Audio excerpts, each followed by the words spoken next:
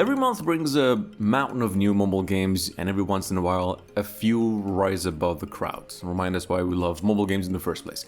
June, in fact, has delivered a lot, and here's 25 more new games to try this week for Android and iOS, and obviously some of them are gonna really suck.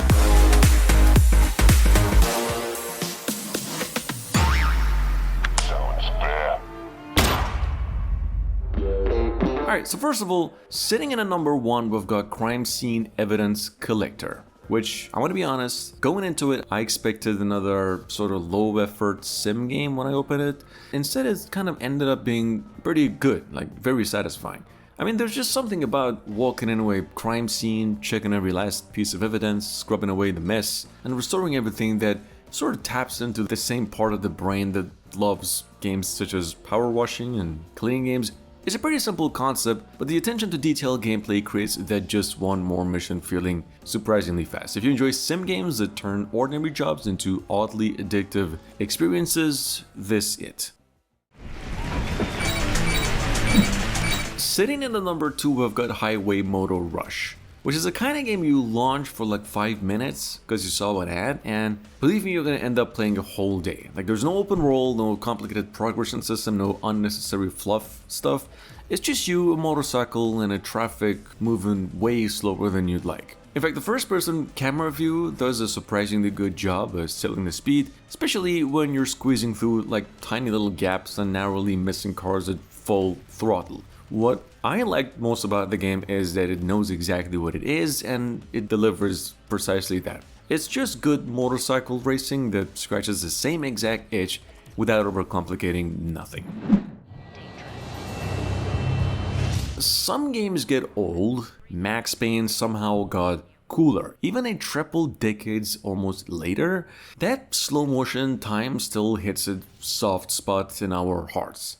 What really surprised me, replaying it again, is how well the atmosphere still holds up.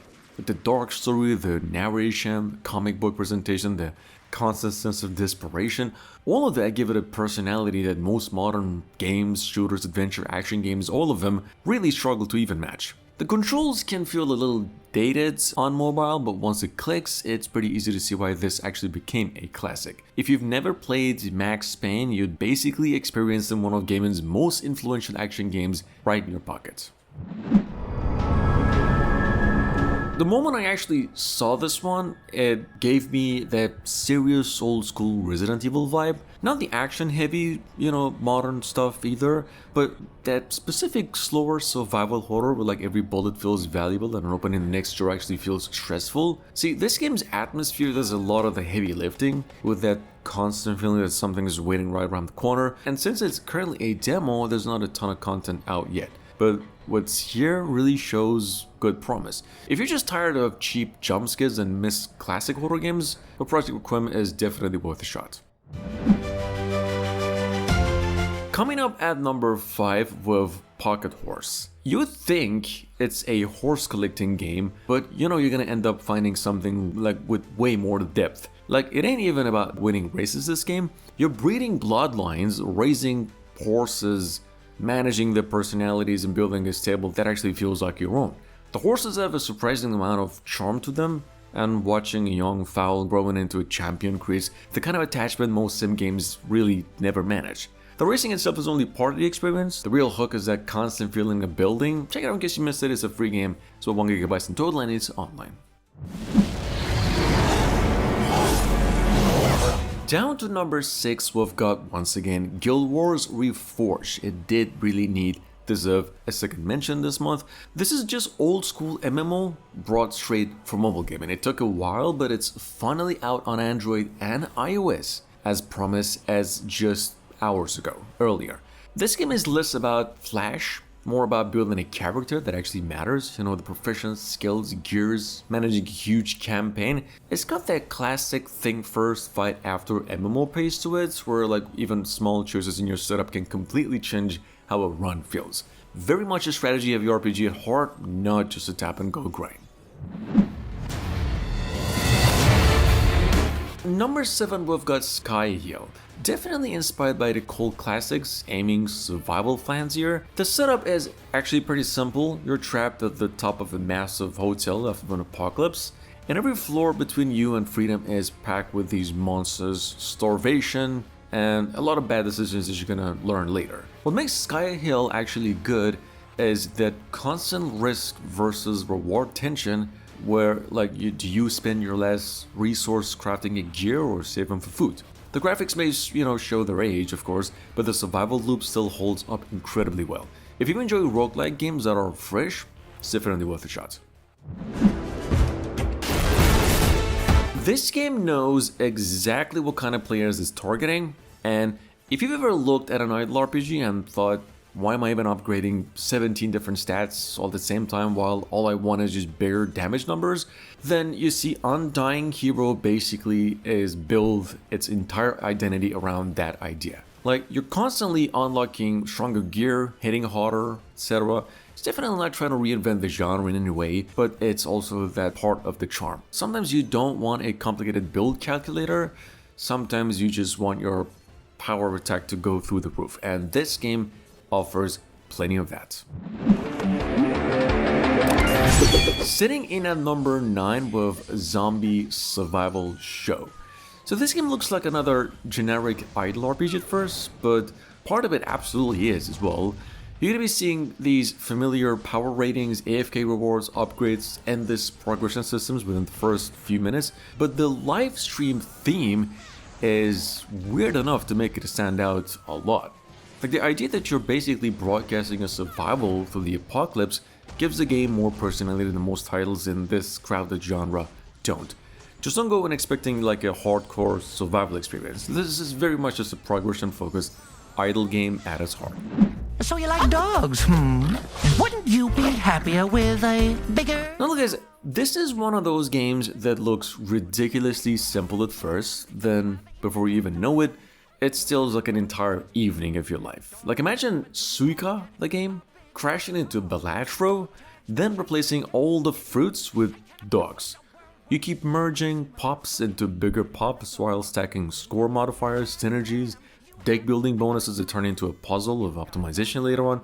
The minimalist art gives it a ton of charm, but the real hook is chasing high score. Pretty cute game, it's clever, addictive, honestly one of the more original deck builders that is actually heading to mobile this month. Up and coming at number 9 with Soulland Global X Tensura. Now this is basically a dream crossover for specifically fans of both of these universes. Bringing together Soulland universe with That Time I Got Reincarnated as a Slime universe. The game sort of already had a big fan base, but this global launch is where things get interesting with the worldwide service. New rewards, full collaboration content, all finally available, and beyond the anime crossover, you're still actually getting the usual MMO grind, and it is not the smoothest MMO obviously, but for Soulland fans, this is probably the closest thing to living inside that world. I have previously mentioned Felix the Reaper, and this game really deserves another chance. It's one of those projects that just looks stupid before the design comes to play. It is a shadow-based puzzle game. It was originally released 7 years ago. It was so good they finally ported to Android. If you're wondering what you're even watching right now, here you play as a dancing Grim Reaper that's manipulating sunlight and objects just to make sure the people die on schedule. Yeah, it's the actual job description that you get to fulfill here. The gameplay has a very strong Monument Valley and Hitman Go energy to it, but with way more personality and some genuinely clever level design as well. It's an offline game, it costs $3.99. I'm gonna say there is something very satisfying about handling the entire process of a farming game yourself, and my farm to diner sim is thoroughly that. From growing ingredients on the farm to serving them as the final meal in your diner, instead of focusing on just farming or just restaurant management, this game blends both into one progression deep loop that keeps you busy without feeling overwhelming at all. It's not the deepest sim game you will ever play, but it's the kind of game where you're constantly unlocking something new that you have been excited about. This is one of those simple ideas that makes you think, why hasn't someone actually done it before? Number 14, we've got the game Chameleon Paint, where instead of hiding behind objects, you're literally painting yourself to blend into the environment. Like, the funniest moments actually come when someone walks right past the player who's hiding in just plain sight. With friends and voice chat, it can get absolutely chaotic. It's not a huge game, but the concept's genuinely clever and creates some surprisingly hilarious multiplayer moments as a free game as well. A pretty tiny game with a surprisingly brutal attitude. Number 15, we've got Escape Run, or ESC Run, which is a pretty simple idea. Your character never stops moving, and every jump has to be perfectly timed. The challenges actually come from learning the traps, memorizing the patterns, and accepting that failure is just part of the process, so you get better at it. The pixel art does give it a lot of charming old school feel to it. This is not the kind of game that will hold your hand, but if you enjoy difficult platformers that test just pure skill, well, Escape Run can be seriously addictive actually. Arena of Orbs, I'm gonna be honest, it kind of reminded me of the glory days of Twisted Metal, where you're not racing to finish first, you're actually racing to survive. Cars are loaded with all sorts of crazy weapons, arenas are designed for chaos, and every match quickly turns in a way to a war zone. I also like the fact that it avoids a lot of the usual mobile nonsense with no gacha systems getting in the way. So look, if you miss old school car combat games, Arena of Orbs feels like a surprisingly fun throwback that knows exactly what it is. Solar Valley is not your typical farming game, where instead of planting crops and endlessly harvesting and stuff, you're managing a futuristic settlement that's powered by solar energy. The whole thing is a relaxing, almost experimental vibe where like optimizing water systems and solar panels become the main challenge. It's a smaller game, but surprisingly refreshing, and if you're into cozy management sim games and want to break from the usual farm formula, well, this one's definitely worth a look. This one is less like a traditional football game and more like a competitive arcade sort of brawler. Disguised as one. See, matches are pretty quick, built around unique heroes, built around these very unique heroes with their own special abilities rather than the realistic simulation type, and that actually works in its favor. Like, you can jump in for a few minutes, score some ridiculous goals, move on, and I'm gonna say, if you're tired of just complex football managers and lengthy matches and stuff, Soccer Clash delivers some pretty fast PvP action that's pretty easy to learn and gets really addictive as well. I wasn't expecting much from another Ludo game, but this one actually tries to do something different. So, Ludo Hero is less about the traditional board game and more about building kingdoms, raiding other players, constantly unlocking more rewards. Think Ludo mixed with Coin Master style progression, where purists might absolutely hate that, but casual players will probably love it. The colorful 3D presentation helps it look a bit different. If regular Ludo feels too simple for you nowadays, this might be a better choice. Crowlings at number 20 feels like one of those strategy games that's pretty easy to understand, but gets surprisingly deep once you start paying attention to it. In this game, basically positioning matters most, map layouts matter, and blindly charging forward usually gets punished. I like that battles feel more about making smart decisions than just spamming. If you're into tactical games like Advance Wars or Fire Emblem and want something more bite-sized and mobile, well, Crownlings is some real potential. In the corridor and saw off this passage. Down to number 21, we've got Prisonscape 3D Horror. This is a kind of horror game that turns a simple escape room idea into something much more stressful. Like, you're already trapped inside this creepy prison, then the game decides that's not enough and throws a monster into the mix. The puzzles, in fact, are fairly straightforward, but the tension comes from never feeling completely safe while exploring. Don't expect a polished experience with this game because it's a very small indie game, but if you enjoy low-budget horror games that rely on atmosphere, this one can be a surprising pick. Down to number 22, we've got Zero Gunner 2, one of those legends that still feels amazing. The ability to rotate your helicopter in 360 completely changes how you approach a arcade game here, turning every battle into a chaotic dance of just positioning and destruction. Pretty fast game, very challenging, packed with old school arcade energy that's hard to find nowadays. I'm gonna say if you enjoy classic shoot 'em up games and giant bosses, Zero Gunner 2 is a absolute gem. For when evil demanded surrender. This honestly feels more ambitious than most mobile action games in its size range. The first thing that stood out in Power Custodians, for me personally, was the presentation. Like, it wants to deliver a dark fantasy adventure instead of another mindless hack and slasher, but then the combat ain't perfect, and somehow it creates a surprisingly console-like vibe for just 200 megabytes of storage requirement. If you're a fan of old school God of War or Darksiders energy action, this definitely feels like an interesting indie attempt. It's a free game, it's offline, it's available on Android.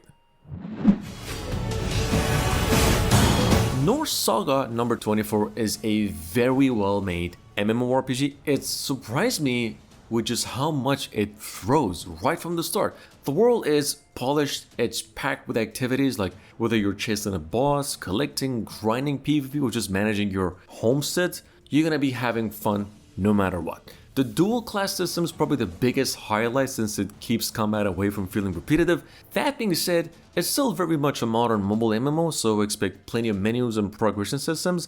It's available on Android, takes you about 4 gigabytes. It's free.